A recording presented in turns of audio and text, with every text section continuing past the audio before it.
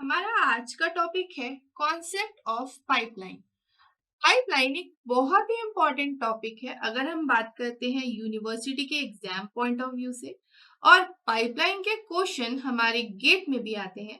तो हम इस टॉपिक को बहुत ही डिटेल में इन दोनों पर्सपेक्टिव के हिसाब से पढ़ने वाले हैं। तो चलिए स्टार्ट करते हैं हमारे आज के टॉपिक से, जो कि है कॉन्सेप्ट ऑफ पाइपलाइन। अगर हमें एक सिस्टम की परफॉर्मेंस को इम्प्रूव करना है, तो हमारे पास सिस्टम की परफॉर्मेंस को इम्प्रूव करने के लिए दो ऑप्शंस होते हैं। जिसमें हमारा जो फर्स्ट ऑप्शन होता है उसमें हम इम्प्रूव्ड हार्डवेयर का इस्तेमाल करते हैं। अब बात करते हैं ये इम्प्रूव्ड हार्डवेयर सिस्टम की परफॉर्मेंस को कैसे इम्प्रूव कर सकते हैं। तो बेसिकली हम करते क्या है, हम कुछ हार्डवेयर्स को रिप्लेस कर देते हैं फास्टर सर्किट से। तो मैं यहाँ पे लिख देती हूँ फास्टर सर्किट्स। तो हम बेसिकली क्या करते हैं, हम फास्टर सर्किट को इंक्लूड करके हमारा जो सिस्टम है उसकी परफॉर्मेंस को बेहतर बनाने की कोशिश करते हैं। जो हमारा दूसरा मेथड है या जो दूसरा ऑप्शन हम ऑप्ट कर सकते हैं अपने सिस्टम के परफॉर्मेंस को इम्प्रूव करने के लिए, वो होता है कि हमारे पास जो ऑलरेडी हार्डवेयर है हम उनको ही अरेंज कर लें और उनको कुछ इस तरीके से अरेंज करें कि वो मोर देन वन ऑपरेशन एक टाइम पे एक साथ परफॉर्म कर पाए। तो चलिए मैं दूसरा ऑप्शन भी लिख देती हूँ। बेसिकली यहाँ हम क्या करते हैं, यहाँ हम अरेंज करते हैं एग्जिस्टिंग हार्डवेयर्स को। अब बात करते हैं अगर हमारे फर्स्ट ऑप्शन की, तो इसमें कुछ लिमिटेशंस हैं। लाइक जो फास्टर सर्किट्स आएंगे वो ऑब्वियसली थोड़े कॉस्टली होंगे। अब इसमें दूसरा इशू और भी आएगा कि भाई हार्डवेयर है, हार्डवेयर की एक स्पीड लिमिट भी होती है। तो हम जो हार्डवेयर रिप्लेस करने वाले हैं उनकी भी कुछ मैक्सिमम स्पीड लिमिट तो होगी ही। तो इससे बेहतर है कि हम अपना दूसरा ऑप्शन ऑप्ट करें किसी भी सिस्टम की परफॉर्मेंस को अगर हमें इम्प्रूव करना होगा। तो इसमें हम क्या करेंगे, हमारे जो एग्जिस्टिंग हार्डवेयर ऑलरेडी है या सीपीयू के जो ऑलरेडी एग्जिस्टिंग एलिमेंट्स हैं, हम उसको कुछ इस तरीके से अरेंज करते हैं कि हम उनमें साइमल्टेनियसली ऑपरेशन को ओवरलैप फॉर्मेट में ऑपरेट करवाएं और रिजल्ट को जनरेट करें। तो अगर हम डेफिनेशन की बात करें पाइपलाइनिंग के, तो पाइपलाइनिंग एक प्रोसेस होता है जहां पे हम सीपीयू के हार्डवेयर एलिमेंट्स को रीअरेंज करते हैं परफॉर्मेंस को इंक्रीज करने के लिए। चलिए हम एक रियल लाइफ एग्जांपल लेते हैं जहां पे हम पाइपलाइन के कॉन्सेप्ट को बहुत ही आसानी से समझ सकते हैं। तो एक ड्राइव थ्रू का एग्जाम्पल ले लेते हैं। ड्राइव थ्रू हम सबने ही इस्तेमाल किया हुआ है, जैसे मैकडोनल्ड हो गया या कहीं का भी। तो यहाँ पर मैं तीन विंडोज ले रही हूँ। सबसे पहली मैं ले रही हूँ ऑर्डर विंडो, सेकंड विंडो है मेरी पेमेंट विंडो, एंड जो हमारी थर्ड विंडो है वो है ऑर्डर रिसीव की विंडो। अब यहाँ पे जो वर्किंग है वो कैसे होती है, एक पर्सन सबसे पहले, ये मैं पर्सन वन ले रही हूँ, ये कुछ ऑर्डर करता है। जब ये ऑर्डर प्लेस कर देता है तो उसके बाद ये पेमेंट करने जाता है। एक बार जब वो पेमेंट कर देता है तो वो आगे बढ़ जाता है अपने ऑर्डर को रिसीव करने के लिए। यहाँ पे एक चीज समझिएगा, रियल लाइफ में कैसा होता है, जब ये पर्सन वन अपना ऑर्डर दे रहा था और उसके बाद इसने जो सेकेंड स्टेप लिया, मतलब ये पेमेंट देने के लिए गया, तो ये जो ऑर्डर विंडो है यहाँ पे अभी कोई नहीं है। तो इस टाइम पे क्या होगा, एक पर्सन टू इस ऑर्डर विंडो में आ जाएगा और वो ऑर्डर देने लगेगा। फिर क्या होगा, ये जो पर्सन वन अभी पेमेंट कर रहा था पेमेंट विंडो में, अब उसका जो पेमेंट है वो कंप्लीट हो गया और अब वो कहाँ चला गया, ऑर्डर को रिसीव करने वाली विंडो में। अब इस टाइम पे क्या हुआ, जब ये रिसीव विंडो में गया तो ये जो पेमेंट विंडो है वो भी खाली हो गई। अब यहाँ पे जो पर्सन टू था जो अभी फिलहाल ऑर्डर दे रहा था, ये कहाँ जाएगा, इस पेमेंट विंडो में। और इसके बाद जब ये पर्सन वन बाहर निकल जाएगा अपना ऑर्डर लेके, तो ये जो पर्सन टू है जो अभी पेमेंट विंडो में था, ये कहाँ आ जाएगा, ये ऑर्डर रिसीव विंडो में आ जाएगा। रियल लाइफ में कुछ ऐसा ही होता है ना। तो ये है हमारा पाइपलाइनिंग फॉर्मेट में इस प्रॉब्लम को सॉल्व करने का तरीका। अब अगर मैं इसको नॉन पाइपलाइनिंग में बोलूं तो क्या होगा, एक काम करते हैं, एक पर्सन को पहले ऑर्डर विंडो पे लेके जाते हैं, फिर उसको बोलते हैं कि भाई आप पेमेंट करो। पेमेंट करने के बाद वो ऑर्डर को रिसीव करता है और फिर वो बाहर आता है। इस टाइम पे हमने क्या किया, जो हमारी एम्प्टी विंडो थी उनसे कोई काम नहीं करवाया। तो यहाँ पे क्या हुआ, जो सेकंड पर्सन है वो कब आ पाएगा, वो तभी आ पाएगा जब ये फर्स्ट पर्सन अपने सारे स्टेजेस को पूरा करके एक बार बाहर आ जाए। तो ये प्रोसेस थोड़ा टाइम टेकिंग होगा। अगर हम इसको कंपेयर करें, जो हमने अभी थोड़ी देर पहले एग्जाम्पल लिया था, जहां पे हम इन विंडोज को ओवरलैपिंग फॉर्मेट में इस्तेमाल कर रहे हैं।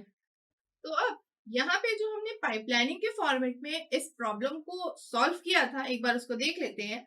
तो अगर हम यहाँ पे पाइपलाइन के फॉर्मेट में इसको सॉल्व कर रहे हैं, तो सबसे पहले क्या हो रहा है, एक पर्सन, ये पर्सन 1 है, ये ऑर्डर दे रहा है। उसके बाद इस पर्सन ने क्या किया, पेमेंट विंडो पे गया और फिर ये पर्सन ऑर्डर रिसीविंग विंडो पे जाके अपना ऑर्डर जो है वो रिसीव करके बाहर चला जा रहा है।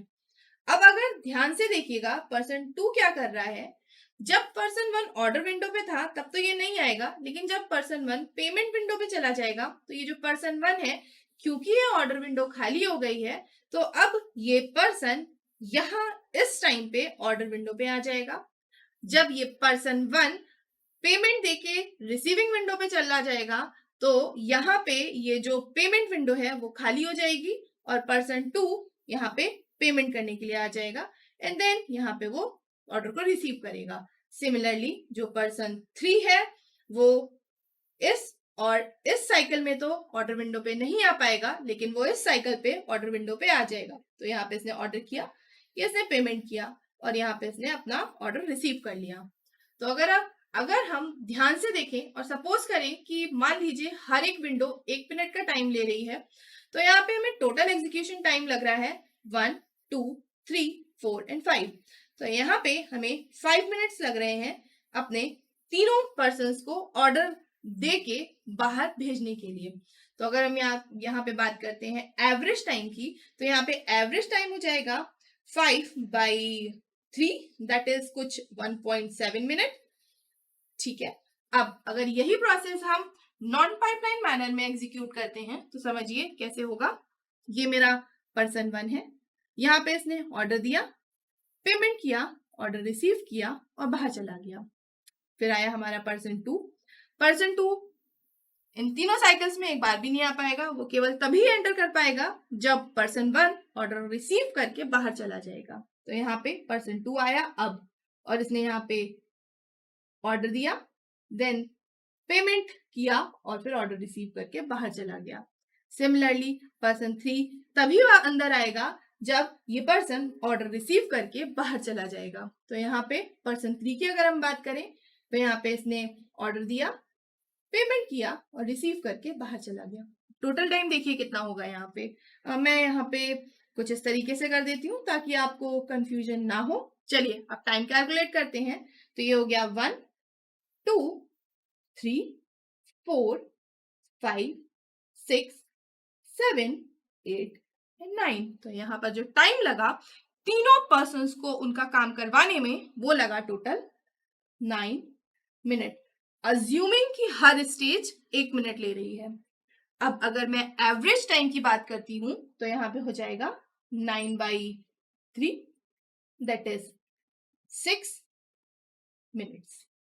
तो ये डिफरेंस है किसी भी ऑपरेशन को pipeline and non pipeline manner में एग्जीक्यूट करने के लिए। चलिए अब बात करते हैं पाइपलाइन के डिजाइन की। अगर हम बात करते हैं पाइपलाइन डिजाइन की, तो एक पाइपलाइन में 2 एंड्स होते हैं।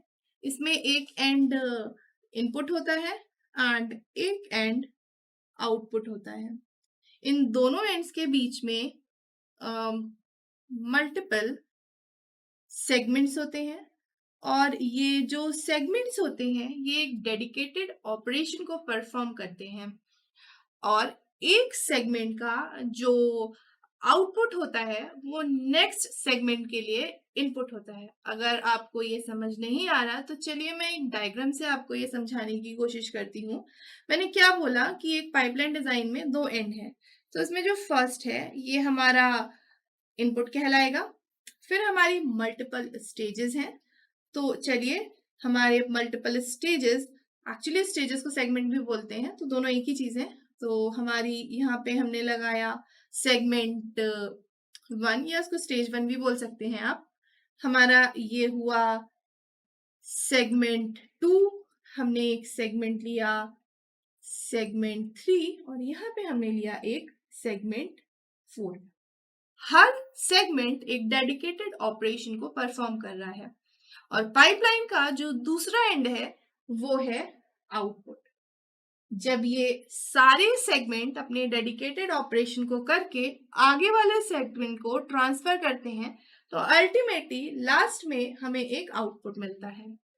अब यहाँ पे जो एक सेगमेंट होता है उसका जो आउटपुट होता है वो उसके अगले सेगमेंट के लिए इनपुट होता है। मतलब सेगमेंट 1 का जो आउटपुट है वो सेगमेंट 2 के लिए इनपुट होगा। सिमिलरली सेगमेंट 3 का जो इनपुट है वो सेगमेंट 2 का आउटपुट होगा, एंड ये जो सेगमेंट 3 का आउटपुट है वो सेगमेंट 4 के लिए इनपुट कहलाएगा। अब जो मल्टीपल सेगमेंट्स हैं इनके बीच में हम लगाते हैं इंटरफेस रजिस्टर। ये इंटरफेस रजिस्टर हर एक सेगमेंट के बीच में हम लगाते हैं। तो चलिए यहाँ पे हमने लगाया एक इंटरफेस रजिस्टर। सिमिलरली इन दोनों सेगमेंट के बीच में होगा एक इंटरफेस रजिस्टर, यहाँ पर होगा एक इंटरफेस रजिस्टर, एंड यहाँ पर भी एक इंटरफेस रजिस्टर होगा। अब आप सोचेंगे इस इंटरफेस रजिस्टर का काम क्या है। तो ये जो इंटरफेस रजिस्टर होते हैं, ये जो आउटपुट जनरेट होता है इन दोनों सेगमेंट के बीच में, या फिर ये जो आउटपुट सेगमेंट 1 से जनरेट हुआ है वो उसको यहाँ पे स्टोर कर देता है। तो ये जो इंटरमीडिएट रिजल्ट होते हैं वो इन इंटरफेस रजिस्टर में स्टोर किए जाते हैं। ये जो सेगमेंट होते हैं प्लस ये जो इंटरफेस रजिस्टर होते हैं, इनको कॉमन क्लॉक से कंट्रोल किया जाता है।